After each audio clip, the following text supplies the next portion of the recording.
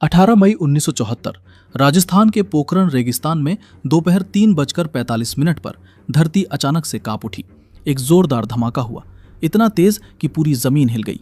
लेकिन यह कोई साधारण धमाका नहीं था, यह था भारत का पहला एटॉमिक टेस्ट, स्माइलिंग बुद्धा। पूरी दुनिया सोच रही थी कि भारत नॉन अलाइनमेंट की नीति अपनाकर अपनी जरूरतें पूरी कर पाएगा या नहीं, और इसी बीच भारत ने परमाणु बम बना लिया। अमेरिका के होश उड़ गए। यूके, फ्रांस और कनाडा सभी हैरान रह गए।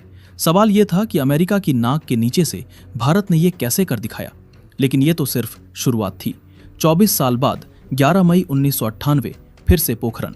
इस बार 3 धमाके एक साथ हुए और 13 मई को 2 और धमाके किए गए। इसके बाद भारत ने खुद को न्यूक्लियर पावर घोषित कर दिया। दुनिया ने दांतों तले उंगलियां दबा ली। अटल बिहारी वाजपेयी और एपीजे अब्दुल कलाम ने पूरी दुनिया को चौंका दिया था।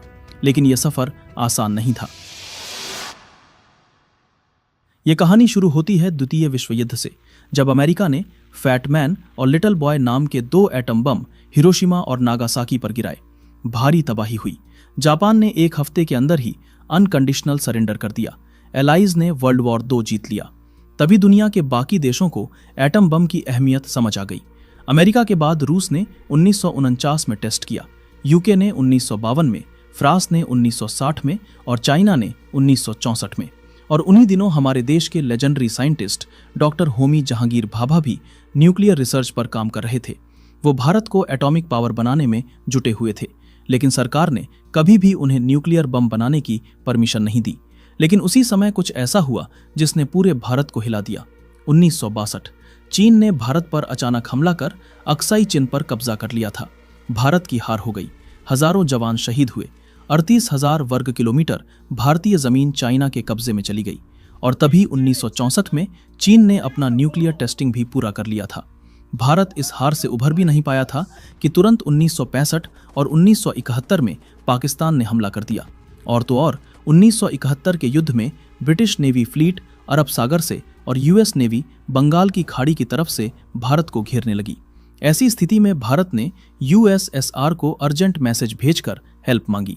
तब तुरंत यूएसएसआर की नेवल शिप भारत की सिक्योरिटी के लिए निकल पड़ी। जैसे ही यूके को इस बात का पता चला, वो बिना देर किए मेडागास्कर की तरफ भाग निकला। यूएस का टास्क फोर्स अपने 75,000 टन की क्षमता और 70 फाइटर एयरक्राफ्ट के साथ बंगाल की खाड़ी में उतरने वाला था। वहीं अपना आईएनएस विक्रांत भी 20,000 टन की क्षमता और 20 फाइटर जेट के साथ शान से यूएस को मुंह तोड़ जवाब देने को तैयार था। और यूएसएसआर के naval marine force, cruiser destroyer और न्यूक्लियर वॉरहेड्स भी भारत के सपोर्ट में आकर खड़े हो गए। तब जाकर यूएस की नेवल फोर्सेस ने बे ऑफ बंगाल में प्रवेश नहीं किया और यूके फोर्सेस की तरह ही अपना मुंह पाकिस्तान से मोड़ लिया। 1971 में भारत की जीत के पीछे यूएसएसआर के सपोर्ट का बहुत बड़ा रोल था। इसलिए उस दौरान इंडियन लीडर्स को लगा कि अगर चाइना और पाकिस्तान जैसे देशों का सामना करना है तो न्यूक्लियर वेपन्स जरूरी हैं। न्यूक्लियर बम बनाकर अमेरिका ने न्यूक्लियर रेस की शुरुआत जरूर की थी, लेकिन भारत को इस रेस में शामिल करने वाले 3 महान लोग थे, जे.आर.डी. टाटा, डॉक्टर होमी जहांगीर भाभा और लाल बहादुर शास्त्री। जे.आर.डी. टाटा ने न्यूक्लियर रिसर्च के लिए फंडिंग की थी। जब अमेरिका ने हिरोशिमा और नागासाकी पर बम गिराकर अपनी पावर का शो ऑफ किया था, तभी से होमी भाभा जवाहरलाल नेहरू और कांग्रेस लीडर्स से कहते आए थे कि हमें भी न्यूक्लियर पावर की फील्ड में अपना काम आगे बढ़ाने की जरूरत है। इस प्रोग्राम में प्राइम मिनिस्टर जवाहरलाल नेहरू भी काफी दिलचस्पी रखते थे। इसीलिए उन्होंने इस न्यूक्लियर प्रोजेक्ट को पीसफुल डेवलपमेंट के नाम पर ऑथराइज किया था। लेकिन उन्होंने एटॉमिक रिसर्च को सिर्फ पावर जनरेशन तक ही सीमित रखने को कहा था।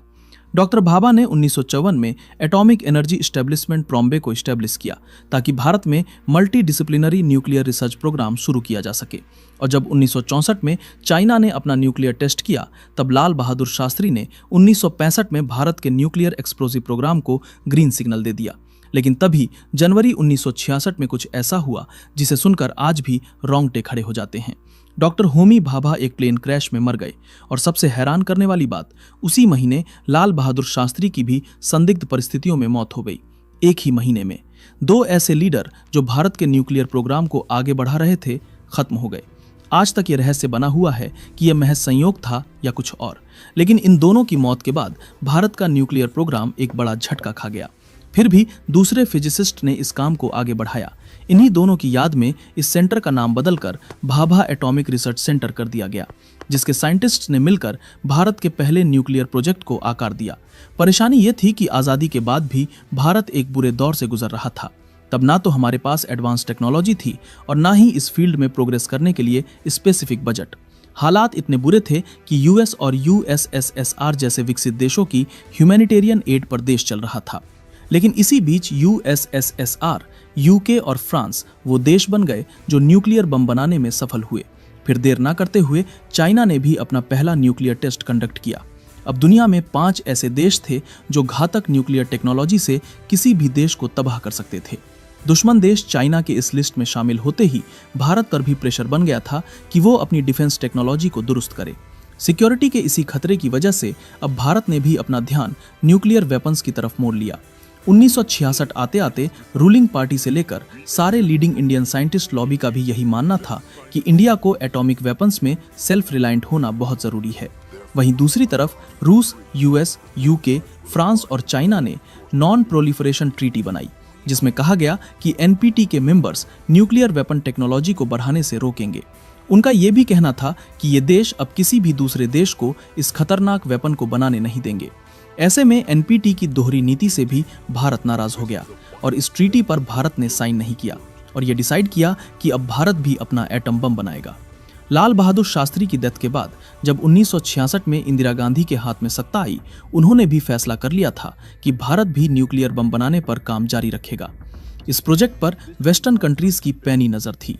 यूएस से लेकर कोई भी डेवलप्ड देश नहीं चाहता था कि भारत भी न्यूक्लियर क्लब का हिस्सा बन जाए।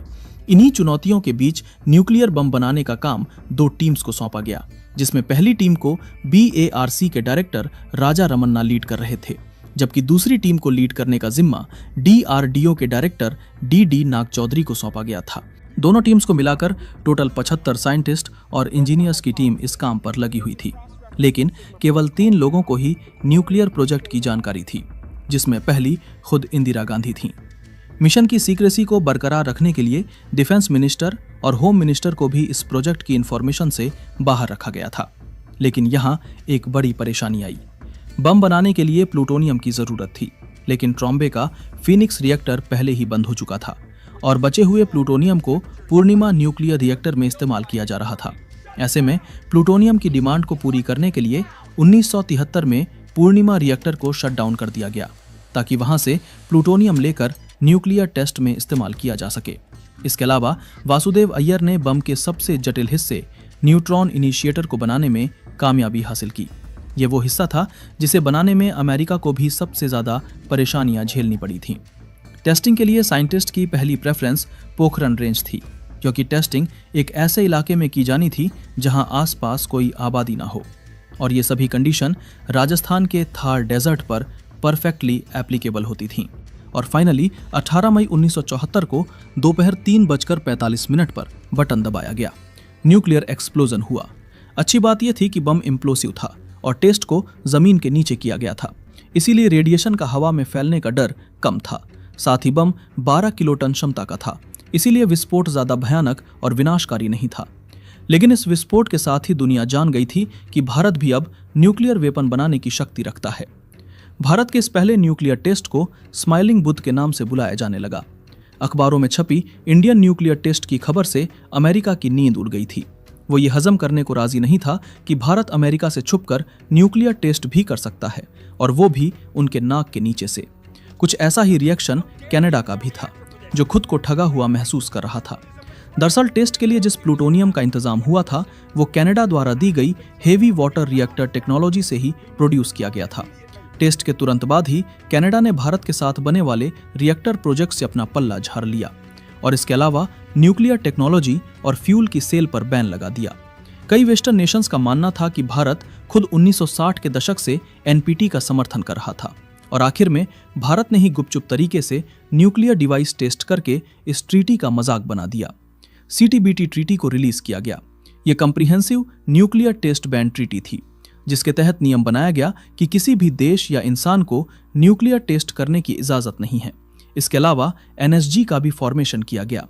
NSG दरअसल न्यूक्लियर सप्लायर ग्रुप था, जिसमें यह साफ शब्दों में कहा गया था कि कोई भी देश बिना परमिशन के यूरेनियम सप्लाई नहीं कर सकता। खासतौर पर भारत को न्यूक्लियर रिलेटेड रिसोर्सेज सप्लाई करने पर पूरी तरह बैन लगा दिया गया था। फिर 1995 में प्राइम मिनिस्टर की कुर्सी की कमान पीवी नरसिम्हा राव के हाथ आई, जिन्होंने एक बार फिर जोर शोर से पोखरण में न्यूक्लियर टेस्ट की तैयारी करवाई। लेकिन उनसे गलती ये हो गई कि उन्होंने प्रोजेक्ट की सीक्रेसी पर ध्यान नहीं दिया और इसी के चलते अमेरिकन स्पाई सैटेलाइट को पोखरण में तैयार होने वाले दूसरे न्यूक्लियर टेस्ट का पता चल गया। यहां एक बार फिर अमेरिकन प्रेसिडेंट बिल क्लिंटन ने भारत पर जियोपॉलिटिकल प्रेशर बनाकर न्यूक्लियर टेस्ट को बैन करवा दिया। उन्होंने डायरेक्ट प्रधानमंत्री को फोन लगाकर साफ किया कि यह टेस्ट हुआ तो भारत को इसका अंजाम भुगतना पड़ सकता है, और अमेरिका ने ऐसा एक बार नहीं बल्कि 2 बार किया। लेकिन इतने बड़े बवाल के बाद भी भारत ने अपने गोल से नजर नहीं हटाई और इस प्रोजेक्ट में जल्द ही एपीजे अब्दुल कलाम को साथ मिला अटल बिहारी वाजपेयी का। 1996 में जब अटल बिहारी वाजपेयी सत्ता में आए, उन्होंने प्रधानमंत्री बनते ही एपीजे अब्दुल कलाम और आर चिदम्बरम के साथ साथ भारत के टॉप लेवल साइंटिस्ट्स को न्यूक्लियर वेपन्स की टेस्टिंग का काम सौंप दिया। उन्होंने वैज्ञानिकों को खुली छूट दी कि वो जो चाहे करें, लेकिन इस टेस्ट को कम से कम समय में सक्सेसफुली कंडक्ट करें। मगर अफसोस ये था कि उनकी सरकार केवल 13 दिनों में ही गिर गई और ये प्रोजेक्ट फिर से रुक गया। फिर 1998 में दोबारा पावर में आते ही अटल बिहारी वाजपेयी ने न्यूक्लियर टेस्ट को गो अहेड दिया। इस टेस्ट को करने में सबसे बड़ी चुनौती सीक्रेसी की थी। CIA की नाक के नीचे पोखरण में टेस्ट प्रिपरेशन करना आसान नहीं था। दरअसल पोखरण एक खुला रेगिस्तान था जहां छोटी से छोटी हलचल भी पकड़ी जाती थी।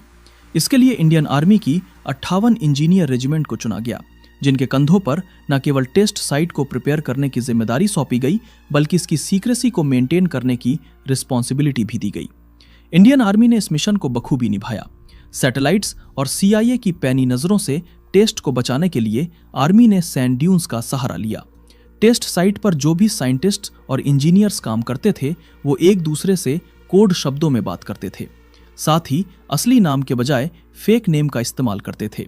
जैसे कि डॉक्टर एपीजे अब्दुल कलाम को मेजर जनरल पृथ्वीराज के नाम से जाना जाता था, वहीं आर चिदम्बरम को मेजर जनरल नटराज कहकर बुलाया जाता था। सभी साइंटिस्ट के लिए इंस्ट्रक्शन थे कि टेस्ट साइट पर वो आर्मी की यूनिफॉर्म में ही काम करें। इसके अलावा टेस्ट साइट पर ज्यादातर काम रात को किया जाता था, क्योंकि रात को अंधेरे की वजह से सैटेलाइट की विजन पावर पर इम्पैक्ट पड़ता था।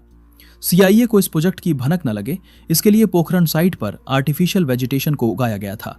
सेंसर केबल्स को रेत से ढक दिया जाता था। साथ ही बम शाफ्ट को कैमफ्लॉज नेटिंग से भी कवर कर दिया जाता था। और फाइनली 11 मई 1998 को दोपहर 3:45 पर जब हवा रुक गई तो पोखरण में कुछ ऐसा धमाका हुआ कि पूरी धरती कांप उठी। इस दिन भारत ने एक नहीं बल्कि 3 न्यूक्लियर डिवाइस को सक्सेसफुली डिटोनेट करके इतिहास रच डाला। भारत इकलौता ऐसा देश बना जिसने अपनी ही टेक्नोलॉजी के बलबूते पर न्यूक्लियर टेस्ट किया और अमेरिका के होश उड़ा दिए। 11 मई के बाद भारत ने 13 मई को भी 2 एक्सपेरिमेंट करके इंटरनेशनल लेवल पर अपना एक अलग नाम बना लिया था। भारत की इस बड़ी अचीवमेंट को ऑपरेशन शक्ति का नाम दिया गया।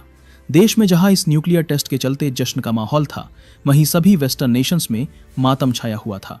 अमेरिका के प्रेसिडेंट अपनी कॉन्फ्रेंस में भी भारत के टेस्ट को एशिया के लिए खतरा बताने से पीछे नहीं रहे थे। लेकिन इन सभी बयानबाजियों के बीच अटल बिहारी वाजपेयी ने भारत के पक्ष को बड़ी सूझबूझ से डिफेंड किया था। एपीजे अब्दुल कलाम भी प्रेस कॉन्फ्रेंस में ये बयान देते नजर आए थे कि भारत ने ये वेपन अपने देश की सुरक्षा के लिए बनाया है। इतिहास उठाकर देख लो तो आज तक भारत ने कभी किसी भी देश पर आक्रमण करने की कोशिश नहीं की है, बल्कि इसके विपरीत दूसरे देशों ने भारत पर आक्रमण किया है। ऐसे में हमारा ये हथियार भारत की सिक्योरिटी को ध्यान में रखकर बनाया गया है। CTBT में जल, थल और हवा में टेस्टिंग पर रोक थी, लेकिन भारत ने जमीन के नीचे इस टेस्ट को अंजाम दिया था। इसके बाद दूसरा रोल NPT का था, जिसे भारत ने साइन ही नहीं किया था। अमेरिका ने भारत पर NSG के तहत न्यूक्लियर रिसोर्सेस को दूसरे देश से सप्लाई करने का आरोप भी लगाया था, लेकिन इस टेस्ट में इस्तेमाल होने वाले सारे रिसोर्सेस भारत के ही थे। ऐसे में अमेरिका भारत का कुछ नहीं कर पाया। ये थी भारत के न्यूक्लियर पावर बनने की कहानी, जहां JRD टाटा, होमी भाभा, लाल बहादुर शास्त्री से लेकर अटल बिहारी वाजपेयी, APJ अब्दुल कलाम और हमारे वैज्ञानिकों ने अपनी जान की परवाह नहीं की, ताकि हमारी पीढ़ी उनकी पीढ़ी से ज्यादा सुरक्षित रहे। दोस्तों, अगर वीडियो पसंद आया हो तो वीडियो को एक लाइक जरूर करें और चैनल को भी सब्सक्राइब जरूर करें। हम ऐसे ही वीडियो हर हफ्ते लाते रहेंगे। तब तक के लिए जय हिंद।